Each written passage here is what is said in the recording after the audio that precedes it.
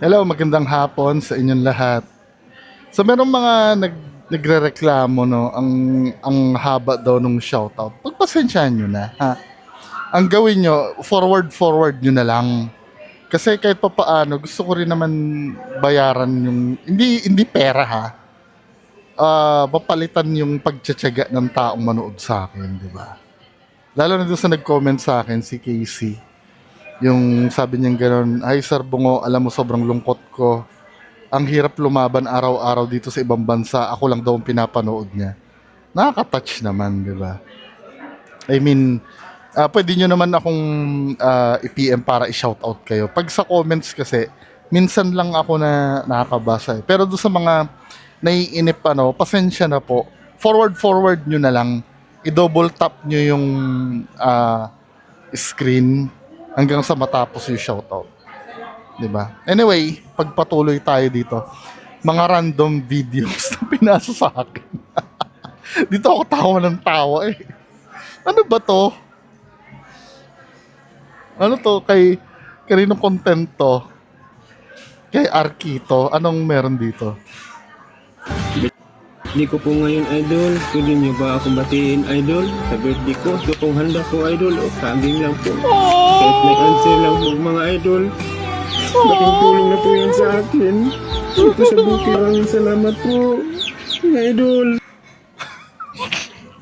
Sorry ha. Natatawa kasi ako kasi ano, hindi, wait lang. Ganito ba yung brand ng content na ang gusto nyo? Oo, di ba? Nakakaawa. Pe-play mo, susundin mo yung gusto niya, pero hindi nyo nare-realize, minamanipula na kayo nito mga to. Na kahit walang substance yung pinapanood nyo, alam mo yon yung para, dahil nakakaawa, di ba, mapipilitan kayong ah, sundin yung gusto nila. Idol, pwede niyo ba akong batiin, idol? Sa birthday ko, ito pong handa ko, idol. O, saging lang po. Kahit may answer lang po, mga idol. Laking tulong na po yan sa akin. Ito sa buki, maraming salamat po. Mga idol. Mga idol. Oh, sinong magpapadala ng ng pera dito? Sabay ganito, baka gusto niyo mag-order sa Shopee, click niyo yung link. May affiliates pa eh. Relate ka ba sa handa ng kaarawan ko? Sana kahit isang suporta lang. Happy birthday to me. Sabi, napadala kay pera. Dito kasi na ano yung mga kababayan natin eh. Yan kasi sometimes yung kinakapitalize eh. Lalo na kayong mga nasa ibang bansa, no? Hindi naman lahat kayo, pero some of you, I think may history ng pinagdaanan dito sa Pilipinas na hirap. Pag napanood nyo to, some of you makaka-relate dahil bago kayo naging successful dyan sa ibang bansa, ganito yung buhay nyo sa Pilipinas. Now, dahil makaka-relate kayo, ma-urge kayo ngayon na magpadala or tulungan. Then hindi nyo na alam, minamanipula na kayo. Diba? Anyway, next clip. Ano to? Ito kami sa inasal, tapos hindi Anli rice niya. Sa akin Anli, kaya naman to gagawin ko sa kanya. Oh, di ba?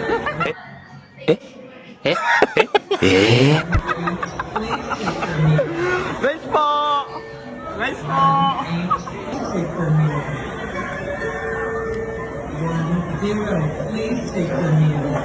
Ito kami sa inasal, tapos hindi Anli rice niya. Sa akin Anli, kaya naman to gagawin ko sa kanya. Oh, di ba?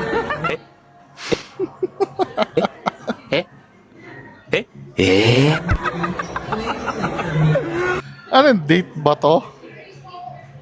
Ano sabi sa comment section?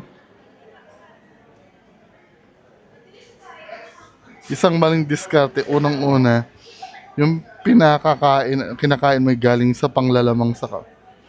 Isang taon na pala tong clip na to, kaya pala parang familiar sa akin. Diba? Send kayo sa akin yung mga bago naman. O next issue. Alam niyo yung issue kay kay Herlin Budol.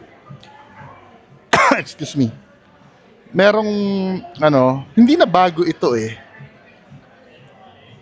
Yung sa mga artista lalo kasi nung kanino bang podcast 'yon? I think sa Showbiz podcast din. Hindi ko alam kung si Christopher Min ba 'yon. Basta matagal na. Parang kalakaran na ito sa Showbiz. Yung ganito oh.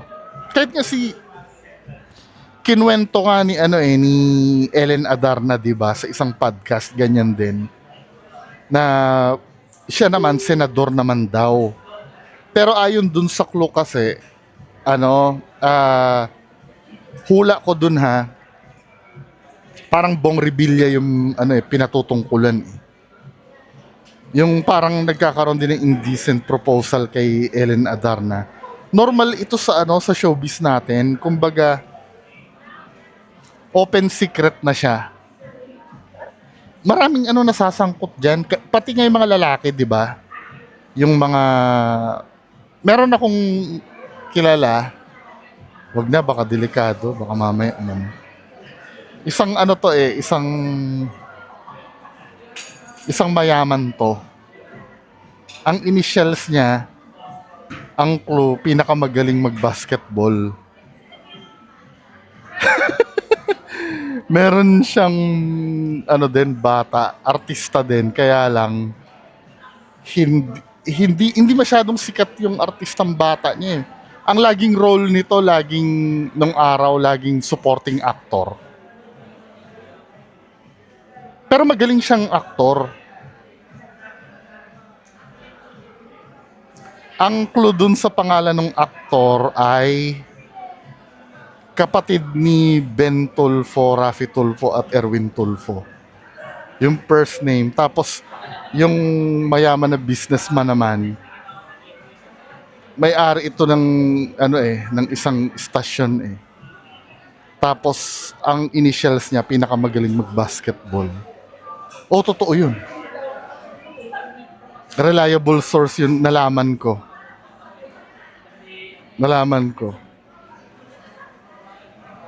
Okay, move on na tayo. Nagets niyo ba? Anyway, i-replay nyo na lang yung clues ko, magigets nyo ako.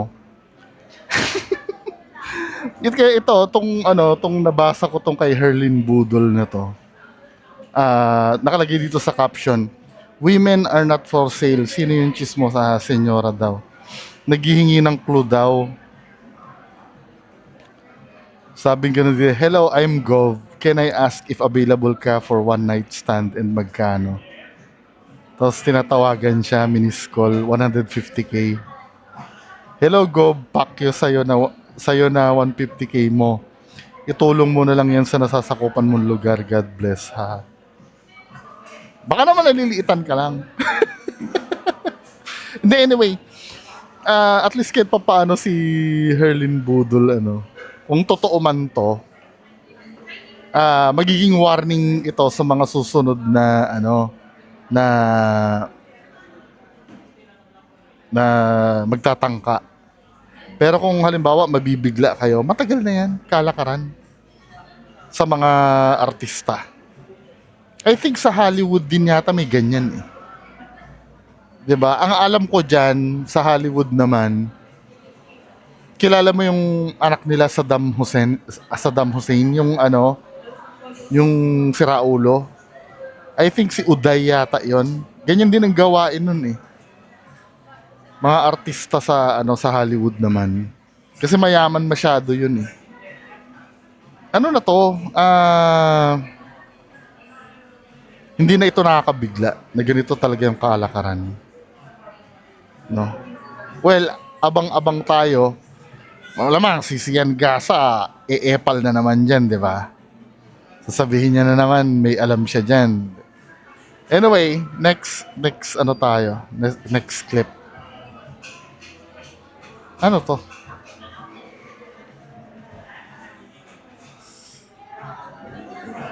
LGBT's Christian Church. Mike, The,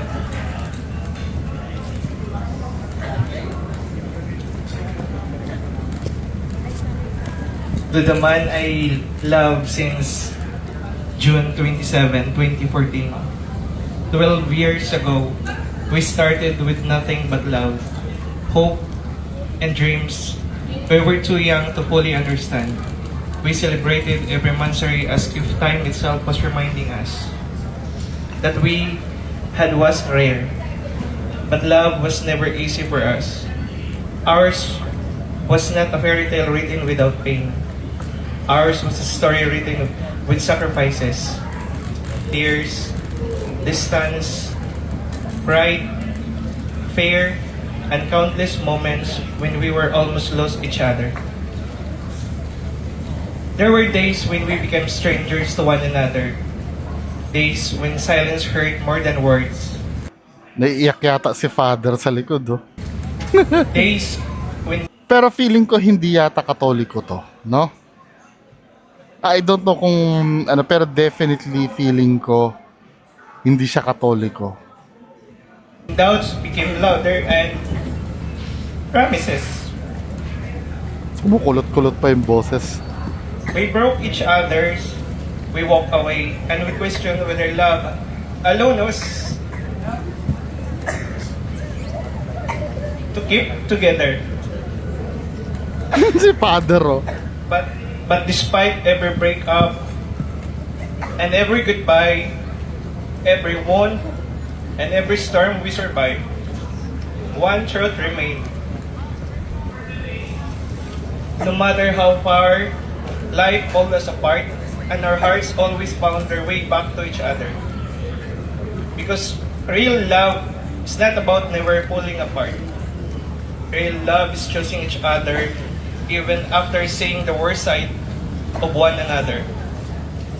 It is staying when things Sabi doon sa comment, to, anong pangalan ng pare ng mamura ko? Paano kayo humayo at magpakarami? Ipinagbabal. So, as usual, no? Sabi ng isa, you may now sword to sword.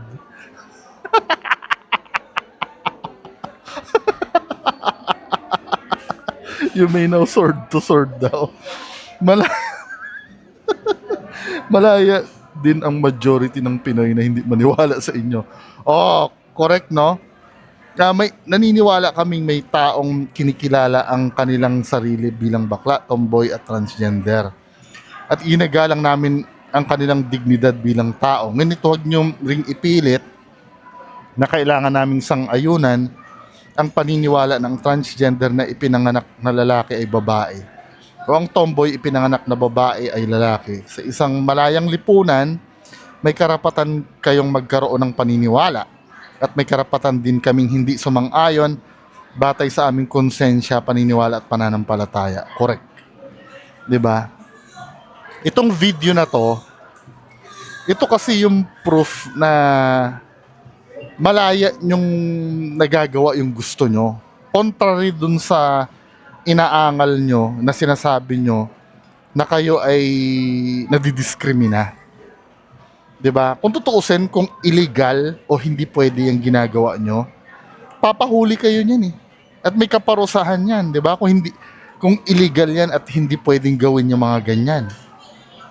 Ano ba ang nirereklamo nyo every time na ganyan yung may nagtatatawa sa inyo? Lahat naman ng bagay, ganun din naman eh. Di ba? Kayo din naman, ang hilig nyo din magtatatawa-tawa sa iba. Lalo na yung mga kapwa nyo na nagtatrabaho sa entertainment industry. Tapos kayo, ganyan, di ba? I mean, pasalamat na kayo, pwede yan. Yung ginagawa nyo, pwede na ngayon gawin yan. Kaya lang, syempre, may mga ibang tao kasi na talagang hindi sasang-ayon sa ginagawa nyo. Lahat naman ng ginagawa natin ngayon, actually dito sa sinasabi ko ngayon, may hindi naman sasang-ayon sa lahat ng sinasabi ko dito eh. Pero ano magagawa ko, di ba? Alam nga namang pilitin ko yung mga taong yun. Kayo lang naman ang namimilit eh. Di ba? Kita nyo, oh, nagagawa nyo yan ng bulgaran nang hindi kayo napaparusahan. Meaning, yung gusto nyong mangyari ay nangyayari na. Kaya lang, sometimes, no, may mga bagay talaga na hindi kayo sasang-ayunan lahat ng tao at hindi lang kayo nakakaranas nun.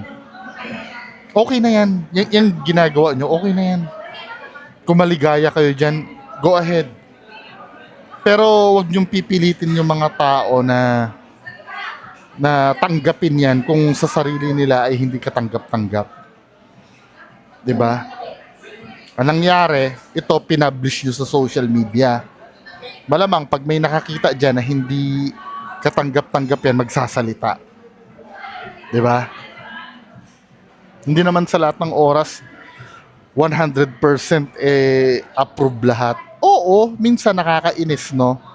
Kapag frustrated ka nang mag-explain tapos hindi sumasang-ayon yung ano. Kahit ako naranasan ko rin minsan yan, no? Pag nag-explain ako tapos hindi pa rin nakukuha nung iba. Nakakainis naman talaga, pero at the end of the day, wala kasi tayo magagawa eh. 'Di ba? Ang pinaglalaban nyo lang kasi, sa totoo lang ha, real talk, hindi naman facts ang pinaglalaban nyo eh. Ang pinaglalaban nyo, yung subjective point of view nyo lang. When you say subjective, yung paningin nyo lang. 'Di ba? Kasi ang objective talaga, parehas kayong lalaki. 'Di ba? Yun ang objective. Now, kung para sa inyo, no, wala namang mali sa ano eh, sa magkaroon ng subjective eh. Kasi para nga sa inyo. Kung para sa inyo, okay lang yan. Go ahead, sa inyo yun. Diba? Hindi naman minomodify yung huwag nyo na lang ipilit sa amin. Diba? Dahil kung hindi okay sa amin yan, baka may pumunta na dyan na nagsunog na dyan sa ginagawa nyo. Pero dahil hindi kayo pinakialaman at nagawa nyo ng malaya yan, ibig sabihin okay na yan. Diba? Huwag nyo na ipilit yung mga batas-batas nyo. Diba? Gawin nyo yung trip nyo, gagawin din namin yung trip namin. Now, kapag nakita namin yan at nilagay nyo sa publiko yan, hindi naman namin mapipigilan yung sarili na magsalita. Kayo din naman, ganun din naman eh. 'Di ba? Ano, kayo lang ang entitled, men? Mga Pilipino talaga minsan. Or mga LGBTQ, no? So, yun lang muna ang pag-uusapan natin ngayong hapon. Magandang hapon sa inyo lahat. Bye-bye.